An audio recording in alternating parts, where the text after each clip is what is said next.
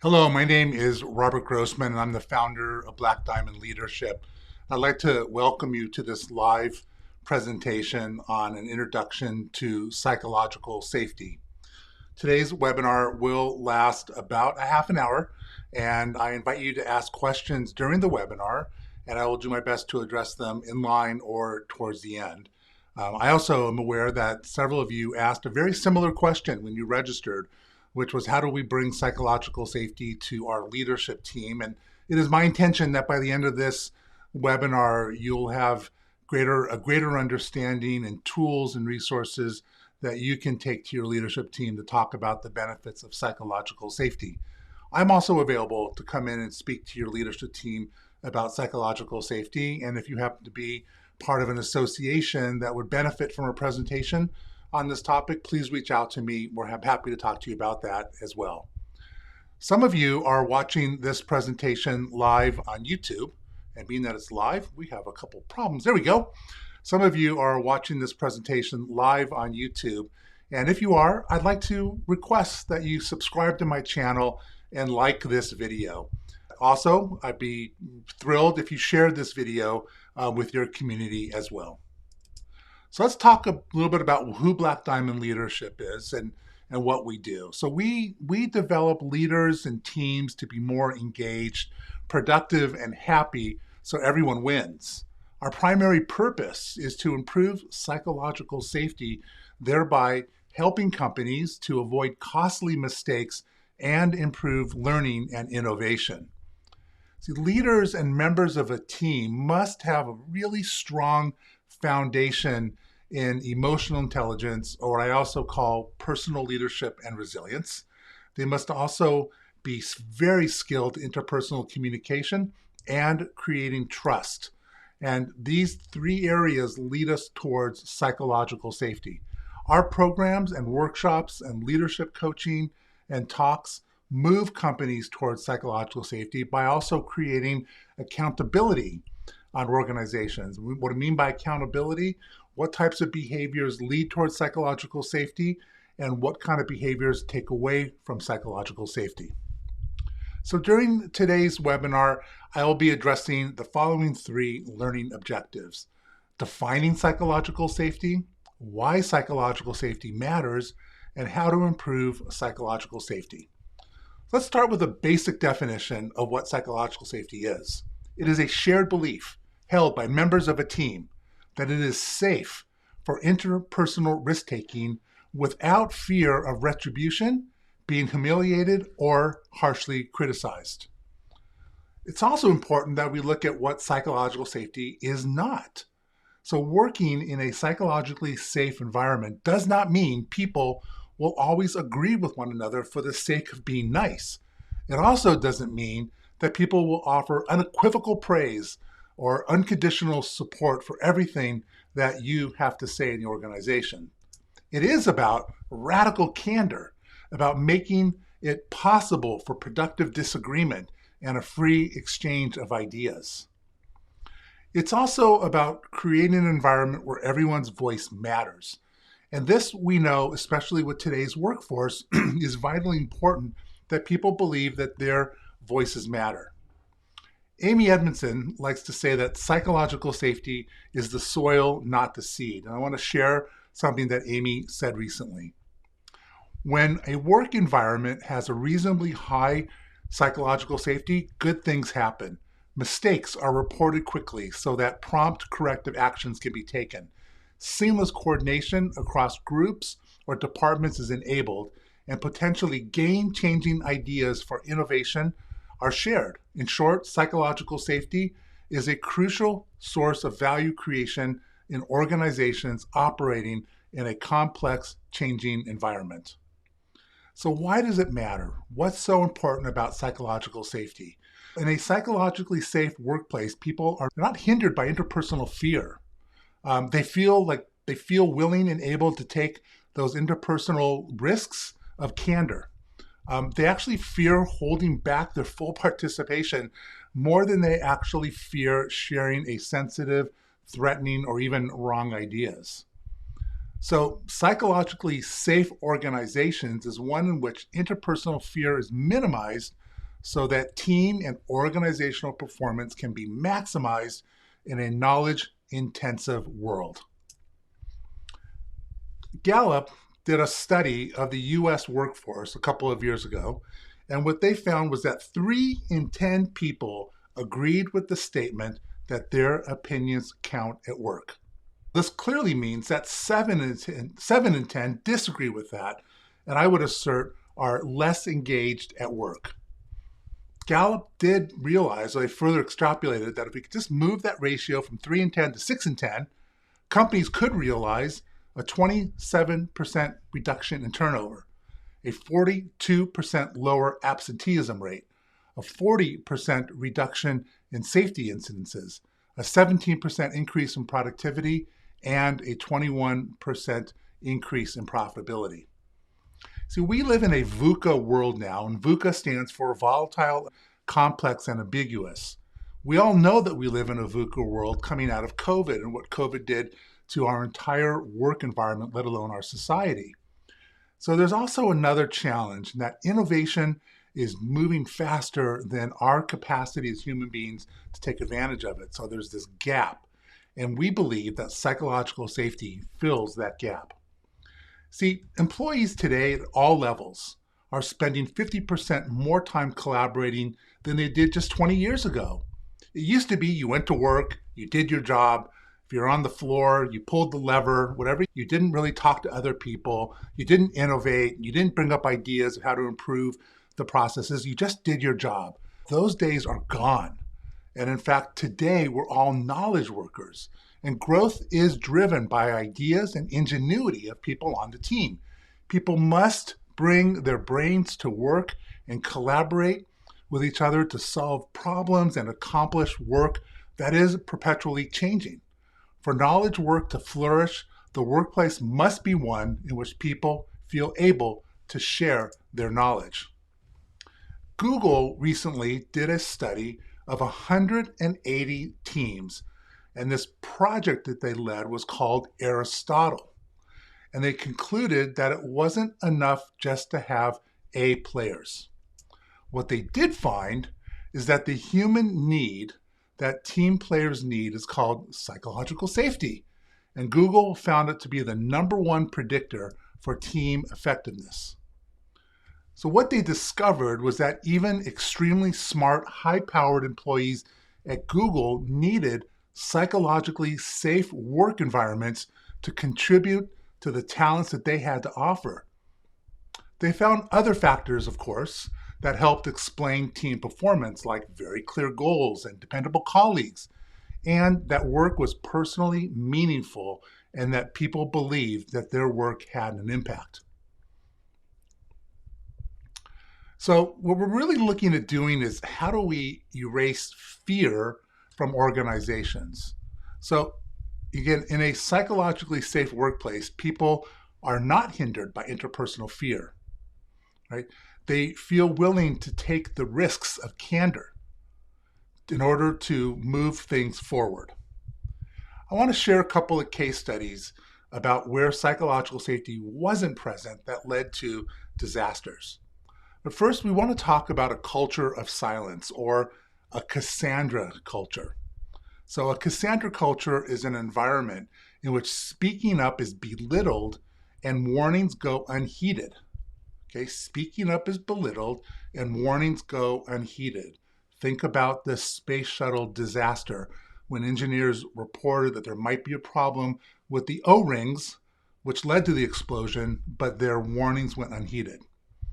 So the Cassandra effect is especially relevant when speaking up entails when speaking up draws attention to unpleasant outcomes, as was the case for Cassandra in her predictions of war.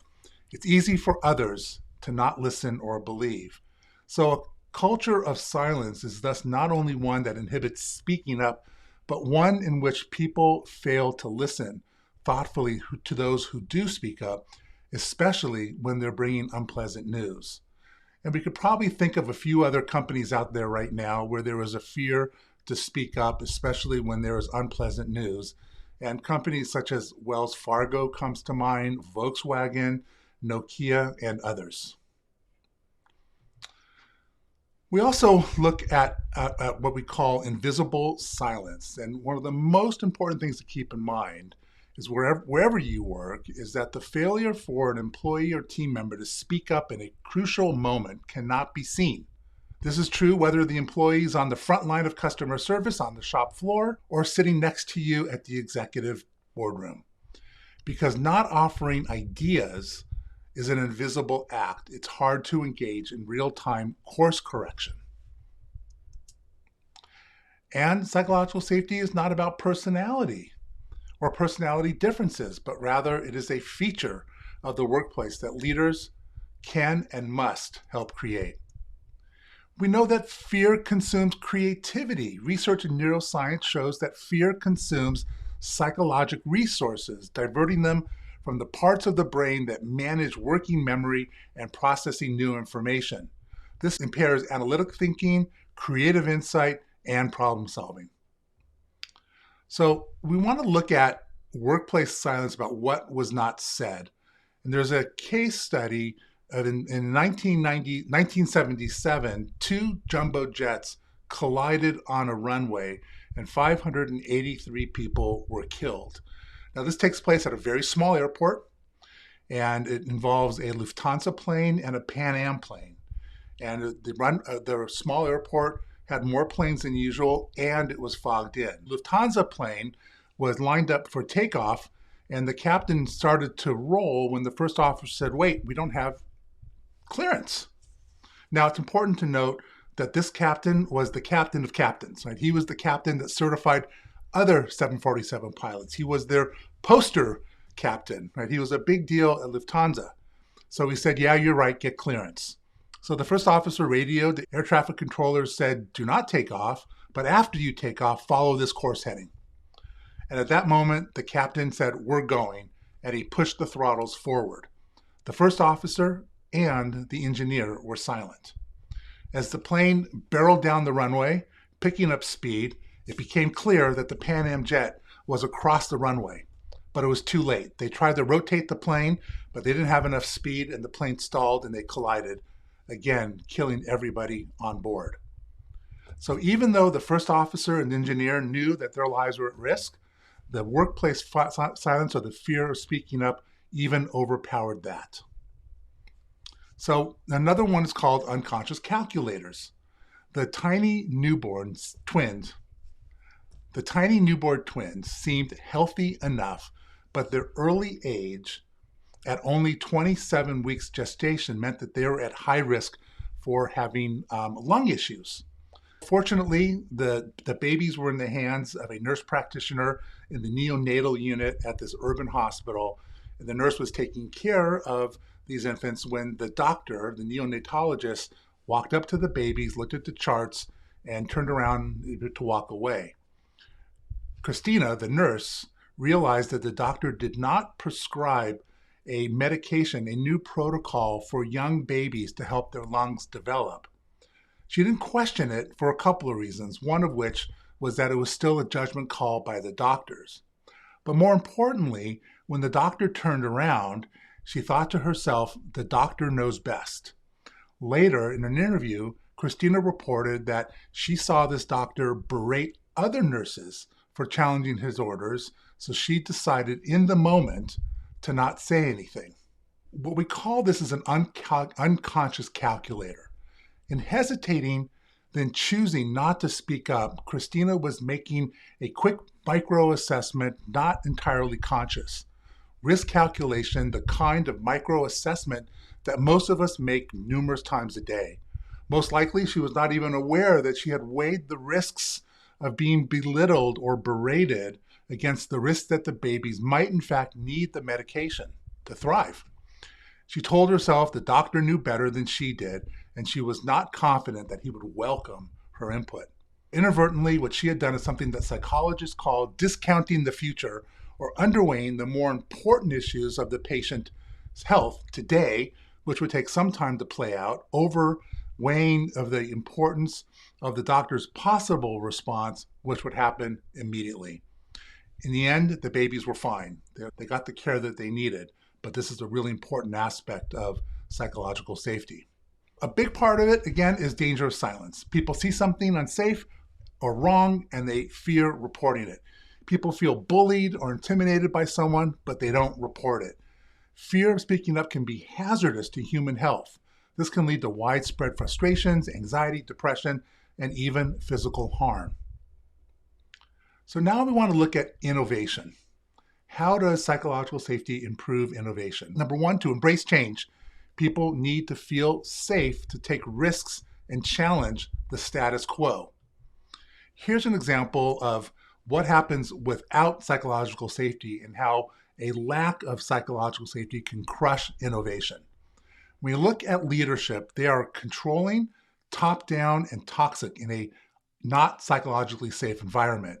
Employees tend to comply, hide mistakes, and maintain their reputation, and innovation is stifled by the need to preserve the status quo. With psychological safety, leaders are inquiring, bottom-up, mission-driven. Team members challenge ideas. They learn from their mistakes, and they also serve the mission. And innovation, everyone's encouraged to try new things and see how we can innovate new ideas. Envisioning the psychologically safe work environment really comes down to knowing and understanding that remaining silent due to the fear of interpersonal risks can make the difference between life and death, right? We learned that airplanes have crashed, financial institutions have fallen, and hospital patients have died unnecessarily because individuals were, for reasons having to do with the climate in which they worked, afraid to speak up. This fear has also led to disgruntled employees, workplace violence, and even extreme measures such as depression and taking one's life. This is why psychological safety is directly tied to total worker health. But we know that it doesn't need to happen this way. So had Christina, the neonatal nurse, worked in a hospital where she felt psychologically safe, she would not have hesitated to ask the neonatologist whether or not he thought that treating the newborns with a new medication was warranted. Here, too, she might not have even been aware of making a conscious decision to speak up. It would simply seem natural for her to check. She would have taken for granted that her voice was appreciated, even if what she said didn't lead to the change in patients' care. In a climate characterized by psychological safety, which blends trust and respect, the neonatologist might have quickly agreed with Christina and called the pharmacy to put in an order. Or he might have explained why he thought it wasn't warranted in this case. Either way, the unit would be better off as the result. The patient would have received life-changing medication, or the team would have learned more about the subtleties of neonatal medicine. Before leaving the room, the doctor might even thank Christina for her intervention.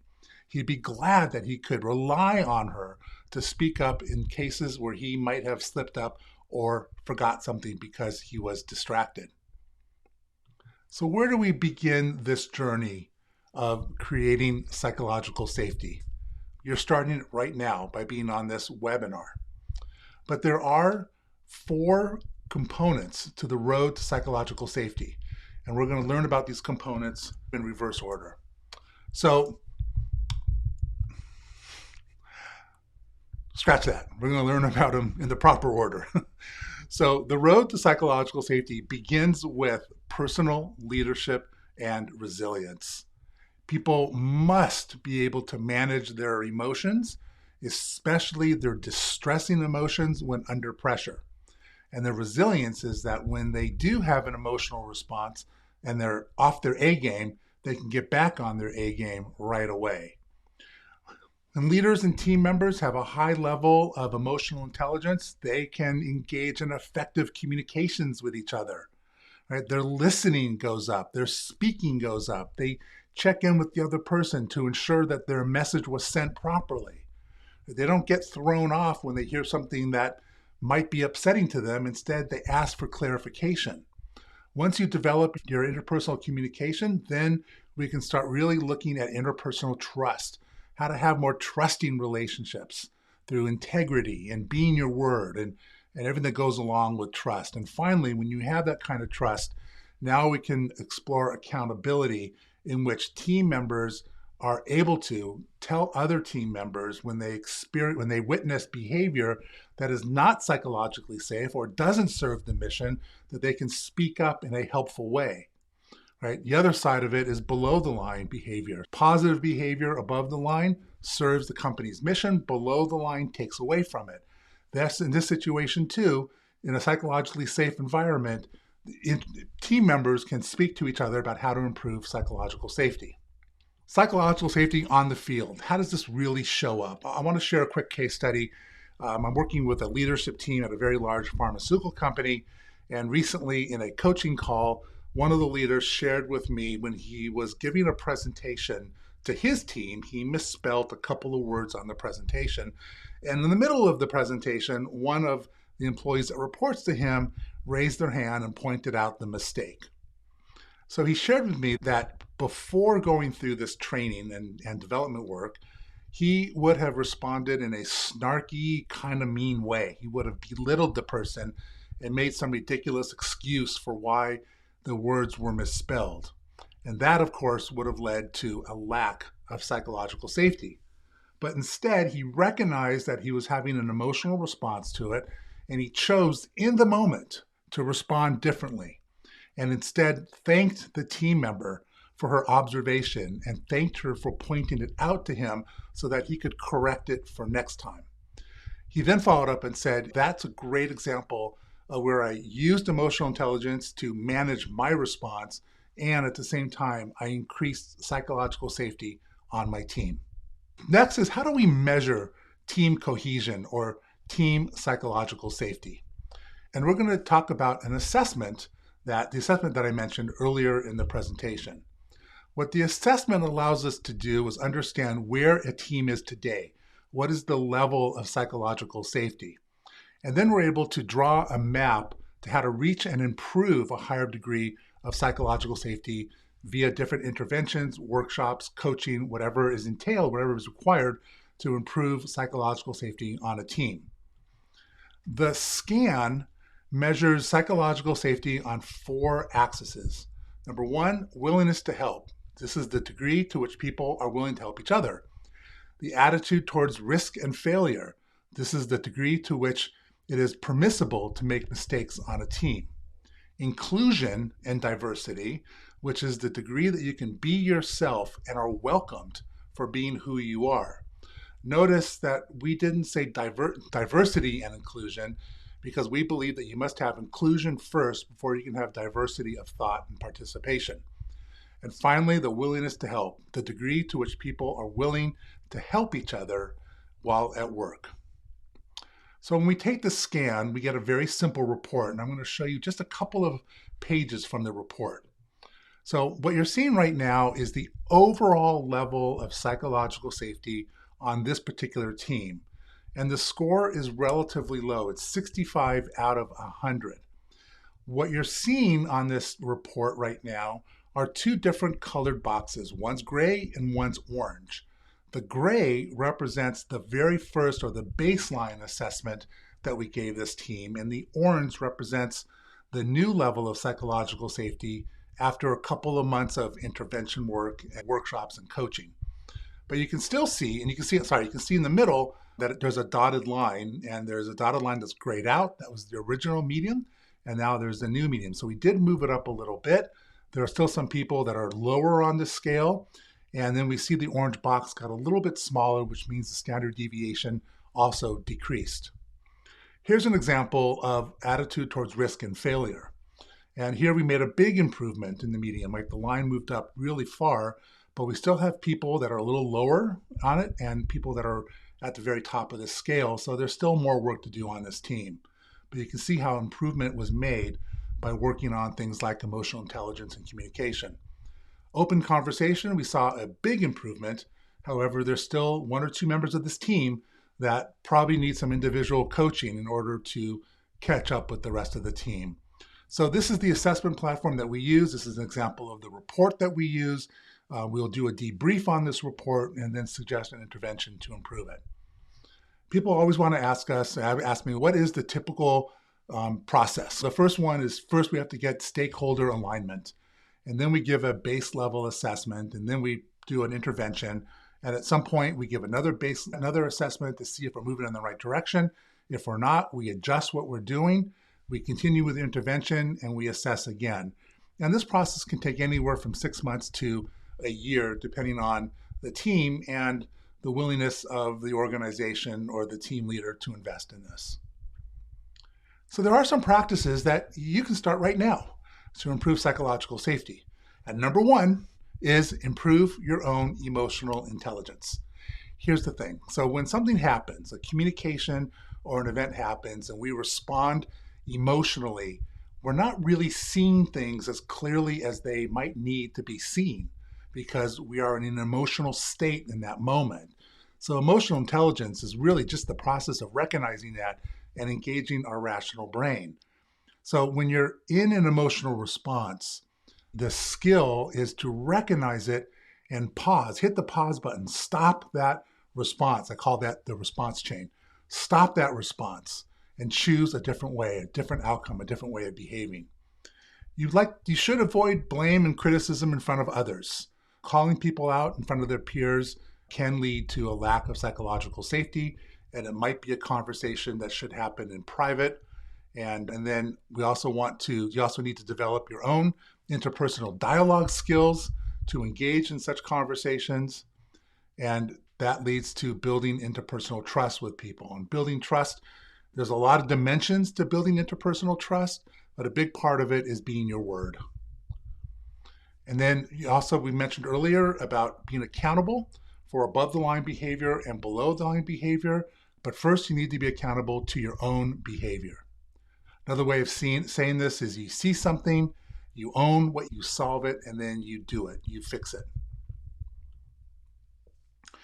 Learning how to engage in coaching conversations is an incredible skill to build a better team, trust, and psychological safety.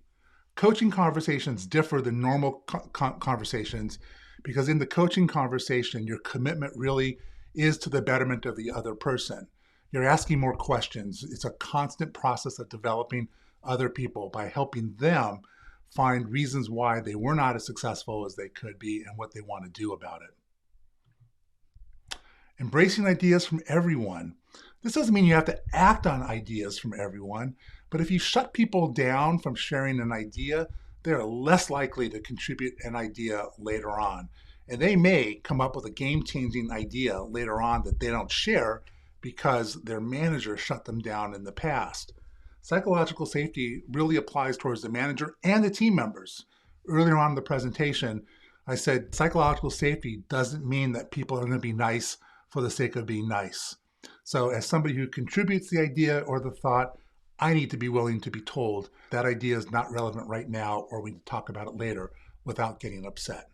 To become a learning organization, to learn from mistakes rather than criticize for mistakes, we want people to report mistakes as soon as possible. If we know about the mistakes, then we can take corrective action quickly and promptly, and then we can learn from those mistakes. Right? Amy Edmondson, when she was studying high-performance teams at hospitals, she came up with the premise that low-performing teams would have a much higher rate of mistakes and errors than high-performing teams. But as she studied this, she was shocked to learn that it was the opposite. The low-performing teams had a very low rate of reported mistakes and accidents, where the high-performing team had a lot more. She was shocked by this, but then she realized what was going on. The low-performing team was afraid to report their mistakes, so they swept them under the carpet. They hid them. They didn't let people know about it, and in many situations, bad things happened. The high-performing team felt safe to share their mistakes. They felt safe to report mistakes quickly, so they could brainstorm and come up with quick actions to fix what was going on. Express gratitude and recognition with people on your team.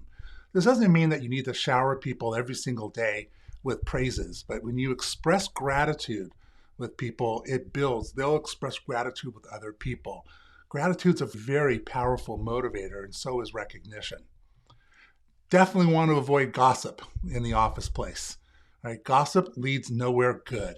It leaves people feeling like they're being talked about behind their back. People are more afraid. It is one of the most toxic things that happens in organizations. And there is no room for ego. You need to check your ego at the door in order to create a psychologically safe environment. Now, there are three basic strategies that I'm going to share with you right now. And strategy one is to focus on learning, not on the results. Focus on learning, not on the results. And the quote on the screen, for those of you who might not have video playing, is that when you make a mistake, there are only two things that you should ever do about it. Number one, let me back up again. When making a mistake, there are three things that you should do about it. Number one, admit it. Number two, learn from it. And number three, don't repeat it. C.S. Lewis said that humility is not thinking less of yourself, it's thinking of yourself less. And this is strategy number two, acknowledge your own fallibility. And strategy number three is model curiosity and ask a lot of questions. Lou Holtz said, I've never learned anything talking. I've only learned things from asking questions.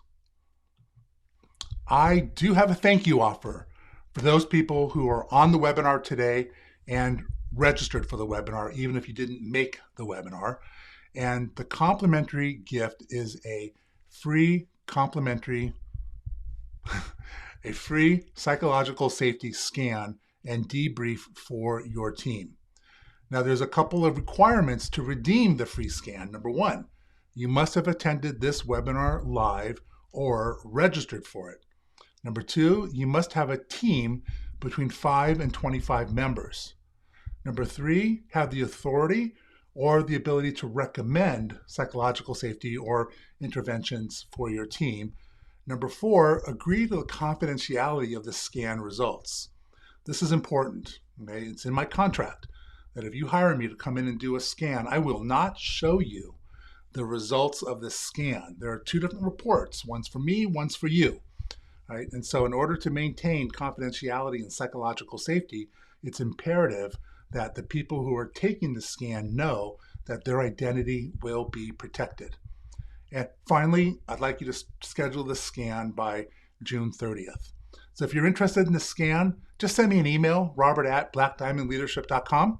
If you've attended the webinar live or registered for it, you will get an email with the same offer shortly after the webinar, and we'll just set it up. The scan itself takes about 3 minutes, and then the debrief could take anywhere from 20 minutes to an hour, but we'll probably limit the debrief to about 30 minutes. All right, any questions out there? Questions? I see some questions right away. Let me see, though. The first question is, oh, that's a good question, because people are attending this webinar from around the world. If I'm not in your area, can you still help us? And the answer is absolutely yes. The one thing that COVID has done is taught us how to lead workshops and programs over the web. So no matter where you are, we can absolutely help you. Okay. Have people been hurt by psychological safety? That's a great question. Not to my knowledge. I think that some people didn't like psychological safety because they couldn't handle the candor. And in those situations, if they were a really valuable team member, then typically I would coach them one-to-one to help them through that process. If they're not a valuable team member, then it's up to the team leader to do whatever they need to do. Understand your intervention time frame. What are some things that you do? Great question. Thank you. We always begin with emotional intelligence. It's the first step. We develop the leaders and the team members level of EI so that they can respond to those distressing events in a more positive manner. And that's anywhere from 1 to 3 or 4 workshops, depending on how deep you want to get with emotional intelligence. Then we spend time talking about communication, how to have conversations, the whole concept of sending a message and then how it's encoded and it has to be decoded, and that the person receiving the message might hear something completely different than what you intended to say. So there is a process to make sure that doesn't happen. And we also look at perceptions, and all this happens because we all have different ways of seeing the world. We have different colored lenses or glasses on, and based on our backgrounds, our heritage, a whole bunch of different things, we see the world differently than each other. So we need to even amp up the communication more. Next up would be working on interpersonal trust. And that's a very intensive, wonderful process where team members really do grow to trust each other. And it's all based in the conversation process. So it builds on the interpersonal communication process. All right, that's it for the questions. We're going to close out this webinar. Again, if you have any questions for me, by all means, reach out to me. My email again is robert@blackdiamondleadership.com. My phone number is on the screen. If you are watching this live or registered, you'll get my contact information in an email. If you're watching it on YouTube, there's an area where you can get my information pretty easily, but I'm easily found on the internet. Again, if you are watching this on YouTube, I would greatly appreciate you hitting subscribe. And if you like this video, please hit the like button as well. Thank you all very much for being here today. I appreciate your participation. Keep an eye out for upcoming webinars. I've had requests to do a repeat or an encore presentation of coaching conversations, an encore presentation on delegating for growth, and then some more work around the 5 different leadership roles and what does it mean to be an empowering leader. So those will be coming out over time. I hope to see you there. Take care and have a wonderful day.